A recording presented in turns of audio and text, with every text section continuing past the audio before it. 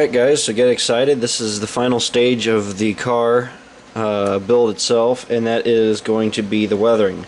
We got all the paint work finished, everything's assembled, and it's pretty much ready to be put back together, along minus some final details like the window screens, some final details like putting on the label here.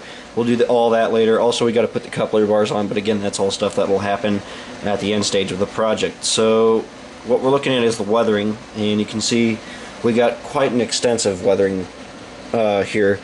You can see the car body itself is very dirty, and it's changed from this bright vibrant yellow to this dark grungy grimy really nondescript yellowish orangish rust color. Now how do we achieve this? Well, essentially what we're going to have to do is do some washes to try to build this color up. This is similar to when we did the rail box weathering video, if you guys remember that. When I did the rail box, I used a combination of burnt umber and earth brown acrylic tones, basically to darken down that bright yellow.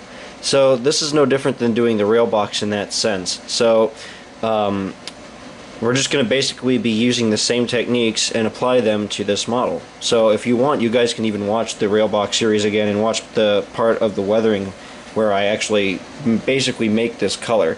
But I'm talking about the Railbox because this color transition is basically the same. It's the same kind of color transition that we need to achieve here. So I'd imagine what we'll end up having to do, and again, this is all going to be done along the way, so you know, things might change a little bit, but what I'm thinking so far is I'll do the acrylic washes first. We'll see what those look like. Then we can go back, clean everything up with an airbrush cover to basically blend everything out. Then I can go back over that with some finer streaks so we can get all the little grime streaks and stuff like that. Mostly the rust coming down from the roof. You can see along the orange band on the top there, you can see some of these streaks coming down from the darker rust tones. We can put all those over the weathering work that we've done. Sorry about that. And then after all that is done, we can go back and we can add all of these little rust pits, all these little spots. We got all the little Bondo and primer patches, the actual rust spots that are covered up, all these areas here, we can go back and do. Same thing with the opposite side. So let's go ahead and get started, guys. This is going to be a pretty extensive process. I'll try to keep this as short as possible, but still to the point and give you guys enough info of how I'm going to actually achieve this weathering effect. But we'll try to keep this a minor part of the car. But still, it is important for this particular prototype. When it comes down to prototype modeling, weathering is the key. We can go through all this trouble, build a 100% accurate model of this kind of caboose, and if I just spray the sides a brown color and then throw some dots on it, it's not going to look anything like this. It's a matter of, well, looking at the prototype and understanding how it's weathered, looking at it. And again, I've seen this car hundreds of times over the years. I always go up and see it. I always go through the yard and look at it and see if they've done anything to it or changed anything to it. I've taken a lot of notes to it, but this is going to basically be the cornerstone of actually making this car, you know, match the prototype, is really in the weathering here. So we're going to go ahead and get started. Here we go. Alright, so I'm using a combination of different brushes here. This is my standard arsenal of Citadel brushes and a couple other varying brushes, but I'm going to be using these to start off with the wash effects. I'm going to be using Bonita's acrylics for the most part. Burnt umber will be the base color, and I'm going to take a little bit of this, and I'm going to grab a little out of the bottle, straight out of the bottle like this, and I'm going to dilute it down in my mixing bowl with just a little bit of water. I'm going to get a heavy wash here, pretty heavy wash. Keep in mind, this whole car has been sealed up with dull coat, so the area is prepped, primed, and ready to go. I sound like Bob Ross when I say that, but we'll go ahead and get started here. So it's a matter of taking your heavy layers of paint, and we'll go ahead and start building them in. And you can see almost immediately the color transition, the change of color that we're getting from this. I'm going to apply it pretty roughly for the first part, and then I'm just going to go back and then rub it down the side of the car like this. Certain areas like the railings and stuff like that we can go back and touch up later, but right now we're worrying about getting this color darkened down. This is the most important part here. You guys can see this. A little bit more paint. And this is a pretty thick wash too. This is a pretty heavy wash. As you can see, I'm being pretty extreme with this right now. And notice my brush movement here. I'm kind of using the brush to spread the paint around a little bit, and then I just kind of get it in all the areas, and then I can go back and streak it down. Alright, so with 2 layers of washes applied to the Caboose, we're going to go ahead and start spraying and evening out all of our brush work with the airbrush. And I'm going to be using my Pache brush with a little bit of earth brown and burnt umber mixed together and diluted down in my airbrush. And I'm just going to basically try to smooth all of my strokes out for the most part and blend everything together nicely. If you remember in the photos, the color's a very even brown tone, and that's what we're trying to recreate here. So I'm just going to be spraying all this together like this to get the correct color. I've put a little bit of tape on the sides as well, kind of sloppily, and this is just to keep some of the extra paint from spraying onto the clean parts that I don't really want the paint on.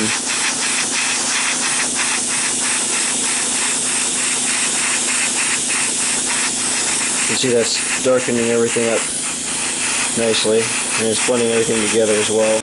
Okay guys, so as you can see, we got the orange tint weathering done, and it looks perfect. I'm really happy with the results of the weathering, and then all this is blended together very nicely with the airbrush. You can see everything is smooth and even. It looks like it was painted this way, which is what we want, so this is great. So we need to work on a relatively hard thing now, and it's going to be doing the actual weathering on the safety cross itself. As you can see, I cleaned the area off and I got it down to the base color, which is just solid white, and now we need to start weathering it. The safety cross on the car is pretty heavily worn, and so how I'm going to replicate this is basically by taking some different colors and applying them to this area. If we look at the safety cross on this side of the car, it's kind of hard to describe what that looks like. It's sort of a yellowish grimed color is what that white background became, and the only thing that's really white at this point is the track logo itself and then the green of the safety cross. So we're going to try to replicate that. The first thing we're going to do is create that yellow color. So what we're going to do is I'm going to mix up a bit of brown and yellow and then dilute these down and mix them together and start applying it into this area here. We're just basically going to dry brush all this. A little correction there, I meant to say wash the area, not dry brush, wash. Okay, I've created a color, basically a grimy yellow color based on the photo, and I'm going to start applying it to this area. I'm going to do this in a couple coats. However, I still want this to look pretty weathered and relatively rough. I want it to look like it's peeling, so that's the reason I'm using washes. I could take a heavier coat of paint and just saturate the hell out of this and then call it good, but I want to leave some of that weathered look of the white undertone behind. That was one of the reasons I left the white in the first place.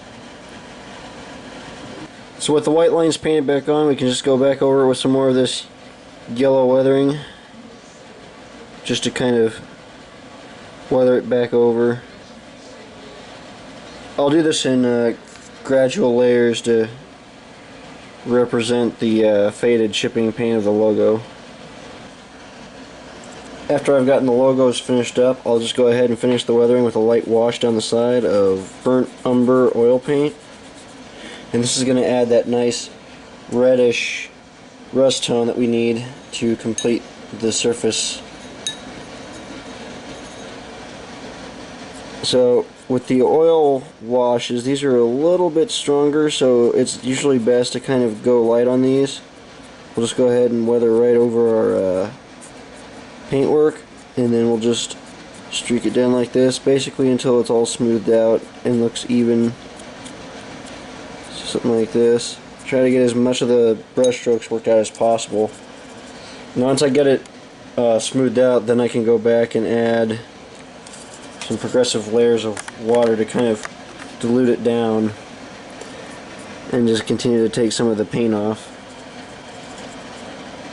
As I do this, the brush will pick up more paint and I can just take it to my piece of paper, rub it off, and then go back to the model and continue to just kind of work it off like this. I pretty much have the other side, this side, done. So the last area I'm going to do is the bay window area. So with the main part of the weathering done on the car body, we got a good solid base for all the rust spots and all the speckling effects that we're going to do in a little bit. But what I want to talk about right now is the installation of the window screens, which we got to do for this car. These are a really unique part of the model that a lot of Cabooses had for the time are rock screens, and I want to talk about how I'm going to be using and installing these. First off, what I'm going to be using to actually make the screen itself is this fine brass mesh. This stuff is from a coffee filter. You can buy coffee filters at Walmart, Meijer, etc. That are basically have this kind of brass mesh. This is some extremely fine material. As you can see, it's extremely fine. I don't even know what kind of a count we got on this, but it's extremely fine. It's some of the best I've seen. It's actually finer than most photo etch, which is pretty nice. I would avoid using the stainless steel mesh because there's a similar stainless steel mesh that you can find in coffee filters like this that's extremely hard to cut. So I recommend you use brass because it's much softer and a lot easier to work with and cut, especially. So what I've done here is I've taken this brass screen and I've cut out a couple squares. I basically just took a large piece, sized it up to what we have on the Windows size, and then I cut the screen to size. So what I'm going to do with this is I'm going to install it on the model first, and then I'll basically make a window frame around the brass etching. So what we'll do now, I'll run a bead of glue around this window frame, and then we'll glue down the mesh. So this is a process you definitely want speed for. So what I'm going to do is lay a small bead of glue around the window itself, and this is going to be for holding down the screen. I'm using a piece of brass wire as an applicator here, so I'm going to lay a solid bead of glue around the window opening like this. Pick up a little more glue.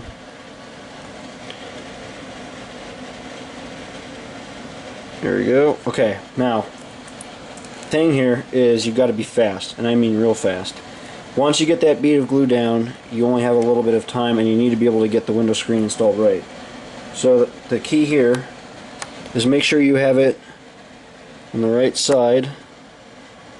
In this case, it's this way. You're just going to take the screen over the window, get it in its final position, and then drop it on like this, and then quickly nudge it into its final position. Once you have it in position, what you need to do is we need to find as quickly as we can, we need to find a flat object we can use here. Something that we can smash this down with, like a paintball for example, and we're just going to put some pressure on it. We need to make sure this is completely flat. That way all the corners are in contact with glue and it's completely flat as it dries. We don't want any bows or anything like that in the side. The screen has to be completely flat like that. Now it only takes a second. This glue dries really fast, and as you can see we now have the window screen itself installed. We have some glue residue which we can clean up in a minute. Remember, we're going to be putting window frame over that as well, so all that glue residue will get covered. But that's basically how you install these window screens.